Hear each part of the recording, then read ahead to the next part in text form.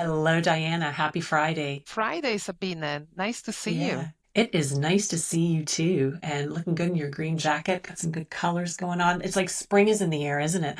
I could hear the birds chirping this morning already. So I'm also ready for some springtime. Sun is shining right in front of my desk, so you see, Yeah.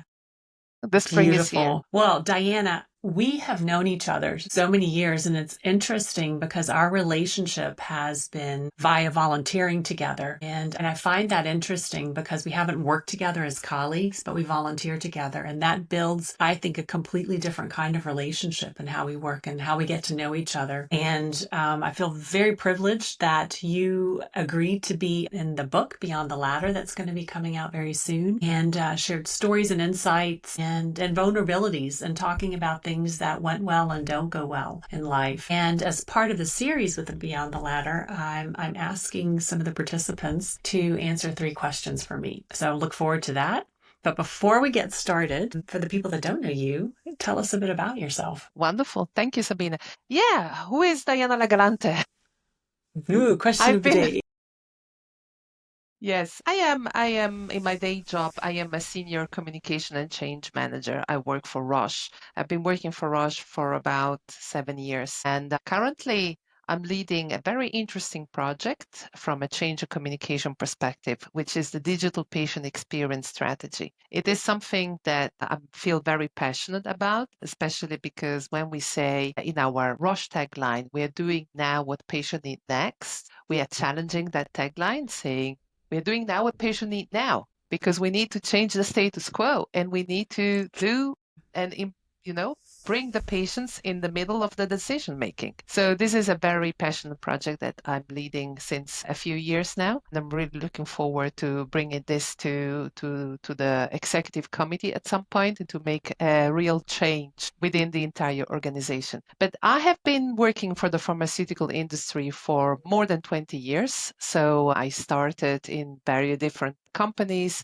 At some point, I was in a chemistry company, Ziba Specialty Chemicals, which Right. I doesn't didn't know exist that. anymore. That's interesting. I Yes. know. I didn't know that. Yeah. And you know what the peculiar thing is about this company? I was working in the paints and coatings department, and we have created a Ferrari red pigment. Isn't that Wow. amazing? That is interesting. Yes, and I remember, this was like more than I don't know, 15 years ago, or even more than that. I used to go to different trade shows in Europe between Düsseldorf and Cologne and Paris and London, and we engaged with designers like Pininfarina and L'Oreal to talk about how to apply our effect coating pigments on their design furniture. So this was really a very interesting, exciting time that I really remember very well. But no, since then, I've been always working in different change communication projects within different healthcare companies and pharmaceutical companies. And as I said, right now I'm at Roche and I really love the company. Yeah, great. I know I can tell that you do, especially the huge level of engagement that you bring into the organization, especially around topics around development and growth. And with the HBA, where we've been volunteering for years, your impact there has been immense. I love these conversations. That's the idea behind this podcast is you take a few minutes to talk to someone and you learn something new. I think that's fantastic. And thanks very much for sharing that. And we're going to dive into some more personal pieces around you and your career and your life. And we're going to start with the first question. Can you tell us about when you have had to make a big decision, and instead of playing it safe, that you ask yourself, what if I don't do this? And how will my life be impacted if I don't take this step or this path? Yeah, that's a very interesting question. And in fact, I was exactly in that situation 17 years ago. So I was telling you about this company, this chemistry company. This was like the life-changing moment 70 years ago. I felt like I was not really fulfilled in my life. I did a typical corporate job, and it was exciting because, as I mentioned before, I had the opportunity to travel to different trade shows and to meet designers to talk about our effect pigments. But at the same time, after being in this corporate job after 10 years, I said, there is something else that I would like to explore and to, develop myself. So I took a sabbatical for about 3 months and I took the first ticket to Australia. Well, I was in Australia in Perth, and this is where I have some family in Perth, so I could stay with them there.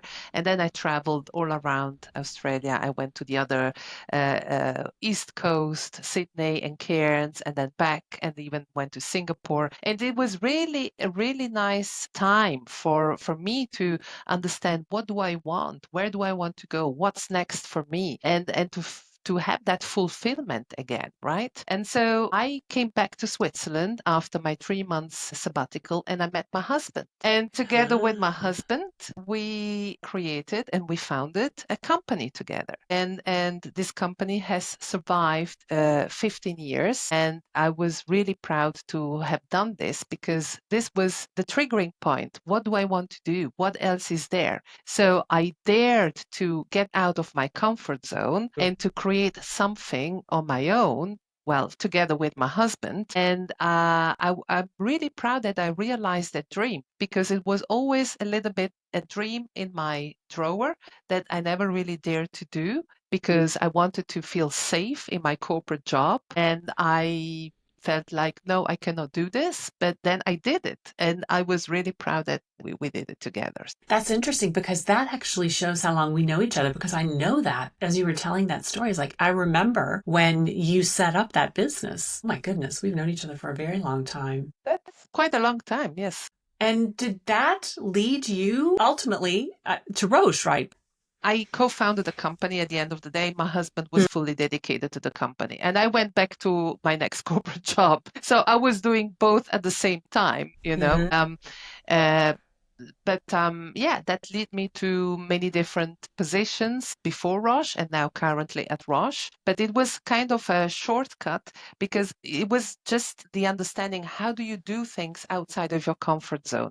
And I received so many inputs and so many learnings. Just the whole bureaucratic and administrational part, which is the boring part, it was a learning for its own. But then how do you interact also with other type of customers, right? Which have nothing to do with your corporate day-to-day work environment. So these are mid-sized companies that might need a new website, that might need a new social media plan, that might need a new marketing plan. So how do you interact with a totally different set of customers? And this brought me totally a different way of working, of mindset and new perspectives. The first 2 or 3 years was quite stressful to juggle between the two, the corporate job and the self-employed company. But luckily, with the help of my husband, we managed to do that. And then at some point, we also engaged employees with a dedicated office. So it grew with the years, and yeah. So I was very proud of that experience. Yeah, Yeah, you're something right. that The learnings I think are incredible, and what you can bring into your corporate life, and maybe to bring in the shortcuts and the agility and that mindset to try to bring that into sometimes what can feel like a very heavy corporate environment. we keep saying entrepreneurial mindset is important in a corporate environment, right? But I keep seeing people that don't have that mindset. It's Mm, important to think outside of the box, right? And come up with new innovative idea. And I believe, to have this different perspective from your own experience, from having a company, this has some sort of an advantage to be absolutely. always 3 steps ahead, because nowadays, in the age of the fourth industry revolution, you need to be ahead with everything, at least 3 steps ahead, right? And so I think it's important. Yeah, so true. And you're right. So many companies, if you read their job descriptions or you hear what's important for them in the corporate roles, is that they want someone with an entrepreneurial mindset. How do you get that if you haven't worked as an entrepreneur? So that those insights are very, very valuable. Nice, nice story. As you reflect on your career, I'm sure you've had numerous individuals that have impacted you. And if you could pick one or two, some people have picked two because they struggle to pick just one. But as if you have one or two individuals that you would want to thank, what would you say to them right now if they were here with us? There is one particular person that I want to thank, and this was my first line manager, again, in this chemistry company, because it was my first employer. So her name is Carla Sorato, and she was my first line manager. And she taught me how to present and stand in for myself in front of an audience. So I remember I had this first keynote presentation in front of an Asian audience, and it was very interesting because I didn't know how to present myself. So she gave me some tips, also body language, the way how to present. At that time, we still had the projector. We didn't Oh had, my gosh, right. Yeah. Those plastic slides that you put on the exactly. projector. I remember those. Exactly. So it was really interesting. And what I take out of that is, if I would have this person, if I would have Carla today in this interview, I would say, thank you, Carla, for having taught me to own my voice and to stand in it. Because she didn't teach me only how to speak and how to present, but implicitly how to lead. And so that is a lesson that I take every day in my pocket. And how do you give that forward? So you mentioned the HBA before. I've been volunteering with you for the HBA for about 15 years again, right? And so when I started my new role at Roche 7 years ago, I founded a community, the HBA community at Roche. And this is a powerful community. Right now, it has 120 members and 20 active volunteers throughout EMEA specifically. It's a European version of the HBA community. And this is for me the ripple effect. So, this is where I was able to ripple my learnings to other people. And I believe as the community is growing and it's getting more powerful, this is where other people are helping each other to become these aspired leaders that they want to become within the company. So I'm very proud that I was able to found this 7 years ago and to see all this attention and all this desire to move the needle and to do something about it. So we have lots of different events that we accomplish. We have lunch with leaders. We have the Gender Health Summit that we did two times in a row, probably also this year, hopefully. You never know.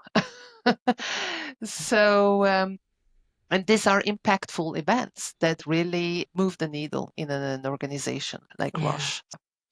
Nice story. Yesterday, I was speaking to Sean and Caroline. They're going to be representing the HBA at the Reuters event this year, and we were talking about how to try to engage the audience. So often, people think we have to have these grandiose, huge, big, impactful things that we do that are ginormous, but we forget sometimes that these small things that Carla gave to you and that has impacted your career and steps that you've taken. And then the steps that you've taken to create this organization within Roche and the HBA. Also share your learnings and to help other individuals improve their skills when they present and when they lead, that these are so impactful. And I think that that's just such a strong message to send out.